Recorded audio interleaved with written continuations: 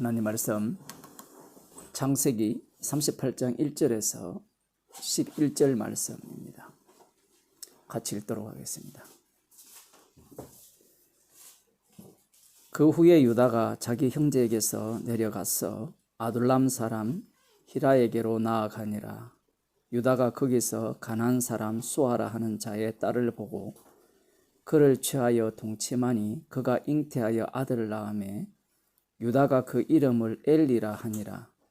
그가 다시 잉태하여 아들을 낳고 그 이름을 오난이라 하고 그가 또 다시 아들을 낳고 그 이름을 셀라라 하니라. 그가 셀라를 낳을 때에 유다는 그 집에 있었더라. 유다가 장자 엘을 위하여 아내를 취하니 그 이름은 다말이더라. 유다의 장자 엘이 여호와 목전에 악함으로 여호와께서 그를 죽이신지라. 유다가 오난에게 이르되 네 형수에게로 들어가서 남편의 아우의 분분을 행하여 내 형을 위하여 씨가 있게 하라.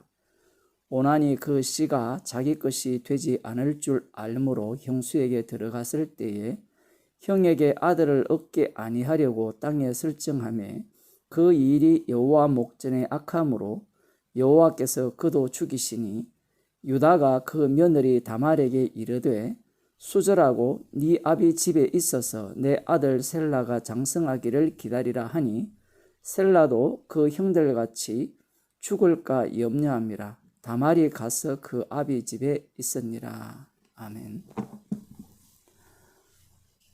하나님께서 일을 하시는 방식에 있어서 어떤 일관성이 있다면 우리들이 하나님의 일에 참여하기가 쉬울 겁니다.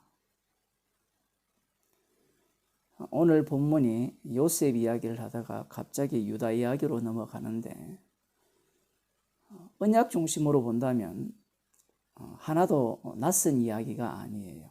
무슨 이야기인가 하면 우리가 그 야곱을 살펴볼 때 야곱은 이미 태중에 있을 때 하나님의 그 사랑을 받은 자로 확정이 되었죠. 그런데 태어날 때 이미 장자는 따로 있었죠. 에서가 형이고 야곱이 아우였단 말입니다. 그러한 상황에서 그러한 상황 조건에서 야곱이 장자권을 장자의 명분과 장자의 축복을 받기 위해서 야곱이 그야말로 잔머리도 굴려가면서 속이는 속임은 다 하면서 장자의 명분과 장자의 축복을 따내게 됩니다. 그런 상황에서 이제 형 에서가 죽이려고 하는 상황에서 바단 아람으로 도망갔고 다시 돌아오게 되었는데 돌아온 결과를 이 아들들이 다 보았어요. 야복강가에서 환도뼈가 위골이 되었고 그 아버지는 병신이 되었잖아요. 그러한 상황이고 뿐만 아니라 그 아버지의 그 요셉에 대한 편애 그걸로 인한 이 아들들의 불만은 상당히 높았죠. 자, 그러면 이 아들들은 이 장자권에 대한 욕심이 없었는가? 이것을 우리가 생각을 해야 됩니다. 장자의 명분과 장자에 대한 축복은 변함이 없죠. 그런데 이 독특한 것은 이 야곱의 아들들이 그러한 어떤 장자권에 대한 쟁탈전이 벌어지지 않고 있다는 사실입니다. 물론 이 르우벤은 자기의 허물을 덮기 위해서 요셉을 살리고자 했죠. 그것을 보게 되면 장자권에 대한 장자의 축복에 대한 그러한 어떤 관심이 있었다라고 볼 수 있습니다만 노골적으로는 나타나지 않아요. 그리고 이 하나님의 약속이라는 것은 장자를 통해서 흘러간다는 것은 야곱을 통해서 분명히 드러났거든요. 그런데 이 장자가 누구냐에 대해서는 아브라함의 아들 이삭은 하갈을 통해서 난 이스마엘을 제외하고 그리고 후처를 통해서 낳은 그러한 어떤 아들들은 다 제외되었죠. 그리고 그 사라를 통해서 낳은 아들은 약속의 신은 이삭뿐이었습니다. 그런데 리브가를 통해서 낳은 아들은 쌍둥이였죠. 둘뿐이었습니다. 둘 중에 하나가 장자권을 받았는데 그게 야곱이었는데 이 야곱의 아들이 12명이나 돼요. 그러면 이 아들들이 장자권이 누구에게 돌아갈 것이냐라고 할 때는 어떨까요? 르우벤에게 돌아간다라고 이들이 확신을 할까요? 그렇지 아니하면 딴 생각을 가질까요? 뭐 밤늦게라 가지고 정신이 없죠. 예? 당연히 제가 아버지를 닮았어요. 잔머리가 잘 돌아가겠죠. 이제 12명이 되니까 확률은 12분의 1이 됩니다. 왜냐하면 이 아버지 야곱과 에서는 태중에서 확정이 되었잖아요. 그런데 지금 태어난 이 12명의 아들은 뭐 혈통적으로는 육적으로는 르우벤이 장자지만 아직까지 하나님이 누구와 장자권을 갖고 가고 장자의 명분을 갖고 가고 장자의 축복을 받는다는 말씀이 없다라는 사실이에요. 차라리 이 창세기 끝이 마지막에 가서 야곱이 12이 아들에 대한 축복을 미리 당겨서 했다면 이들이 그 축복에 근가해서 열심을 내든 피 터지는 싸움을 하든 야곱 같은 행세를 할 건데 즉 그러한 내용이 지금 전혀 나타나지 않아요. 그러면 이 본문을 보게 되면 이 야곱의 아들들은 어떤 생각을 갖고 있는가 하면요, 하나님의 약속에 관심 자체가 없어요. 관심이 없다는 말은 아예 없다는 말이 아니라 누가 아느냐 얘기예요. 12분의 1인데. 그리고 중요한 것은 이 장자의 명분을 받아도 큰아버지 에서가 장자의 명분을 뺏겼죠. 축복권이 뺏겼죠. 잘 살았습니까? 못 살았습니까? 더 잘 살았어요. 다 보는 게 있어요, 애들이. 그 약속이라는 것은 장자에 대한 축복이라는 것이 별 이 매력을 못 가져요. 그리고 갖는다 하더라도 이게 내 마음대로 될 문제도 아니죠. 만일에 이들이 이 장자권에 대한 관심이 있었고 하나님의 약속에 관심이 있었다면 요셉을 죽이려고 할 마음을 감히 먹지 못합니다. 왜냐하면 하나님이 요셉을 통해 요셉을 장자로 세울 수 있거든요. 얼마든지. 그렇지 않나요? 그런데 이들은 그런데 관심 자체가 없어요. 지금 자신들의 상황 자체가 요셉이 너무 미워요. 저놈은 죽여야 돼요. 그래서 팔아먹은 겁니다. 자기들의 이익밖에 관심이 없어요. 야, 이것은 진짜 야곱과 정반대의 길을 걷고 있죠. 야곱은 오로지 약속을 위해서 미친 듯이 인생을 살았고, 이 야곱의 아들들은 관심 자체가 없어요. 약속이고 무엇이고 간에 그냥 닥치는 대로 살아요. 그야말로 지 마음대로 살죠.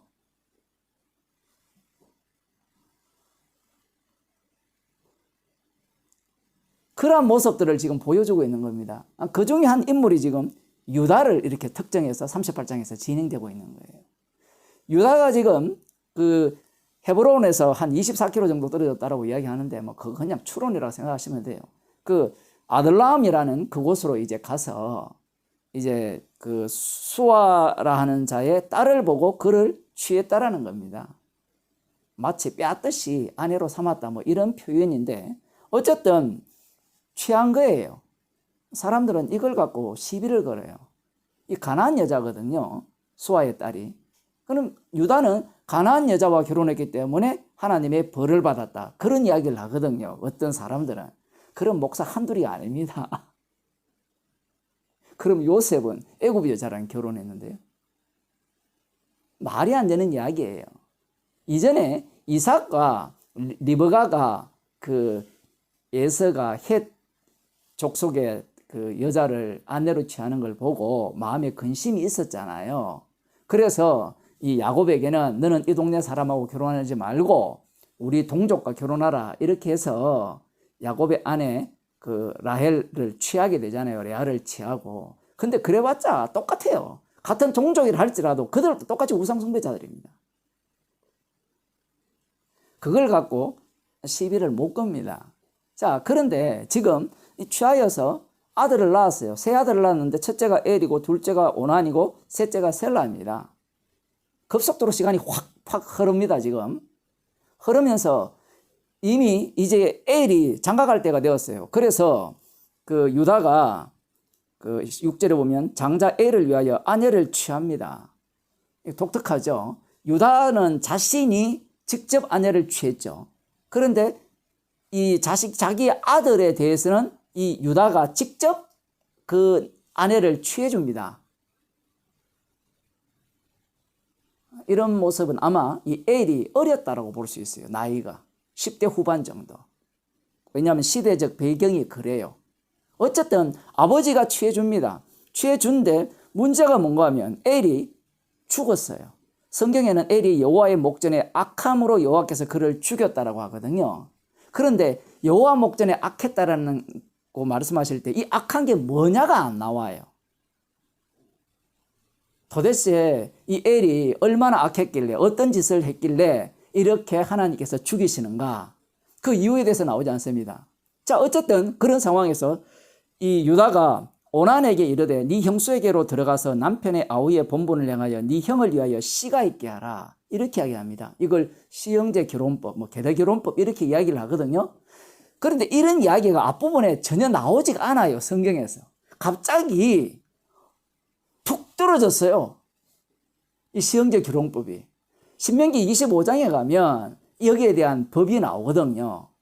그 형이 결혼을 했는데, 형수와 결혼을 했는데 아들이 없이 죽었을 경우에 동생이 형을 대신하여 그 형수와 동침하여서 자식을 낳아서 그 아들을 낳으면 그 아들을 형의 명분을 잊게 하라, 그 얘기가 나와요. 잊기 싫으면 그 얼굴에 침 뱉고, 이 룻게도 나오잖아요. 그러한 어떤 말씀이 나오는데 거기에는 죽이지 않습니다. 그런데 지금 신명기 25장의 말씀을 여기에 지금 갖다 댈 수는 없거든요. 갖다 댈 수는 있는데 문제가 무엇인가 하면 지금 이 오난이 그 율법을 알아요, 몰라요? 신명기 25장 율법을 모르잖아요. 지금 알고 죽이면 좋은데 모르는 상태에서 죽여버려요. 무슨 얘기인가 하면 오난이 이 형을 위하여 씨가 있게 하라 해서 들어갔어요. 그런데 이 형수에게 들어갔을 때 형에게 아들을 얻게 아니하려고 땅에 설정하니 여호와 그 일이 여호와 목전에 악함으로 여호와께서 그도 죽였어요. 여기에 또 나오죠. 여호와 목전에 악했다라는 겁니다. 그러니까 오난의 악함은 분명하죠. 자기가 대신 형 대신에 씨를 이렇게 아들을 낳게 하는, 형의 이름으로 그 아들을 이렇게 낳게 하는 그 일에 들어가기 싫다라는 겁니다. 그래서 하나님이 그걸 보시고 악하다라고 한 거예요. 그러면 첫째 아들 엘의 악함이 뭐냐라고 할 때는 역시 엘도 하나님의 씨에 관심이 없었다라고 생각할 수 있는데 그렇게 보기에는 좀 무리가 가요. 보통 주석들은 여호와 목전에 악했다니까 둘 다 같은 무리였다. 그래서 엘도 성적인 어떤 악함이었다라고 규정을 해요. 그렇게 이야기하면 르우벤도 죽여야 되죠. 왜냐하면 율법에 의하면 그렇게 한 자는 죽이라 했거든요. 서모와 통한했기 때문에 르우벤을 죽여야 됩니다. 근데 르우벤을 안 죽였거든요. 이건 뭐 어떻게 해야 돼요? 만일에 지금 이 오난이 여호와 보시기에 악행을 행했기 때문에 하나님께서 죽이셨잖아요. 그렇다면 요셉을 죽인 자들은 어떻게 해야 됩니까? 죽여야 되죠. 이 말씀이 그래서 어려운 거예요.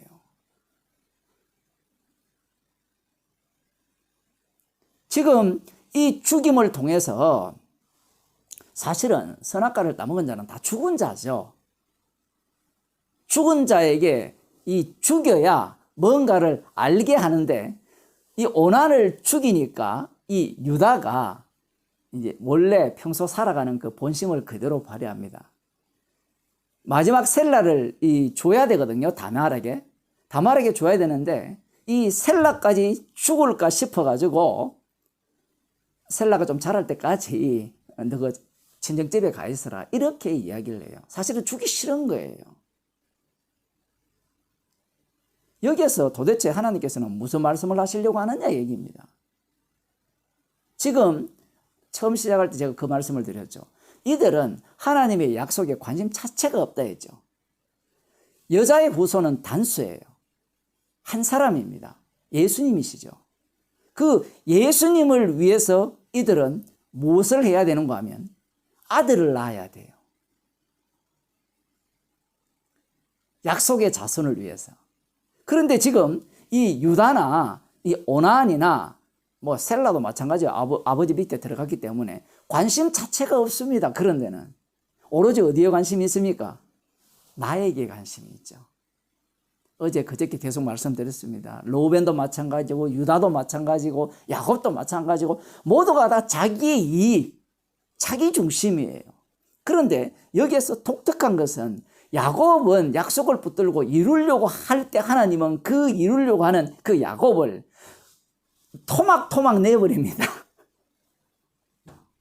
그러면서 야곱을 이스라엘로 만드시면서 십자가의 희생을 전가하는 자로 만들어내시죠. 그런데 이와 정반대로 이 야곱의 아들들은 완전히 무관심해요. 그럼 무관심하면 우리는 저주받았다 이렇게 이야기하잖아요. 이 오난이 죽었으니까 저주받았다 이야기하지만 하나님께서는 또 마찬가지입니다. 약속을 붙드는 자를 이루려고 하는 자를 토막토막 내듯이 완전히 닥치는 대로 지 마음대로 환경이 원하는 대로 완전히 자기 뜻대로 지 하고 싶은 대로 사는 그들을 토막토막 내셔서 약속을 이루는 자로 끌고 들어와 버려요. 우리가 잘 아시다시피 이 유다의 후손에서 누가 옵니까? 다윗이 태어나고 예수님이 태어나거든요. 주님이 이렇게 일을 하시는 거예요. 주의 뜻을 언약을 자기가 이루겠다고 하는 자들은 주님이 다 쳐버립니다. 반대로 관심 없어요 하는 자들은 주님께서 그들을 또 쳐서 이 언약을 이루는, 언약을 증거하는 그 도구로 주께서 끌고 들어와 버리는 거예요. 그렇게 주님께서는 언약을 이루어 나가시는 겁니다. 이 모든 것들은 이 약속을 위한 거예요. 예수님께서 이 땅에 오셨죠. 예수님께서 자신의 피로 모든 것을 이루시고 우리에게 성령을 주셨습니다. 그러면 성도의 인생은 어떻게 사는가라고 할 때는 우리는 모두가 다 어떻게 살고 싶은가 하면 사도 바울처럼 살고 싶어요. 성령 충만 받아서 이제 예수님 모를 때는 자기를 위해 자기 이익을 살다가 알고 난 뒤에는 예수님을 만나고 난 뒤에는 주를 위해 죽겠다 이렇게 살고 싶잖아요. 그런데 그렇게 사는 사람은 별로 없어요. 성경에도. 왔다 갔다 하죠. 구약의 선지자들도 마찬가지고요. 그러면 이 두 요소, 이 야곱적 요소와 야곱의 아들들 요소를 성도는 그대로 담고 있는 겁니다. 우리가 어떻게 살아도 우리가 볼 때는 막 살고 있음에도 불구하고 주님께서는 십자가에서 다 이루심을 증거하는 증인으로 주께서 우리들을 사용하시는 거예요. 왜냐하면 이미 우리의 몸은 나의 것이 아니고 피로 사신 바 된 그리스도의 몸이기 때문에 그렇습니다. 기도하시겠습니다. 주님의 증인이 내가 되고자 하여서 되는 것이 아니라 주께서 되고자 하는 자를 막으시면서 십자가의 증인으로 삼으시고 또 내 마음대로 살고자 하는 그런 인간을 주께서 친히 끌고 다니시면서 십자가의 증인으로 삼으시는 주님의 놀라운 일하심을 저희들이 보게 되었습니다. 이 모든 일들이 나를 위한 일이 아니라 십자가에서 다 이루신 주님의 피 공로만을 자랑케 하기 위한 일임을 저희들이 늘 목격하게 하여 주시고 증인이 되게 하여 주옵소서. 예수님 이름으로 기도드리옵나이다. 아멘.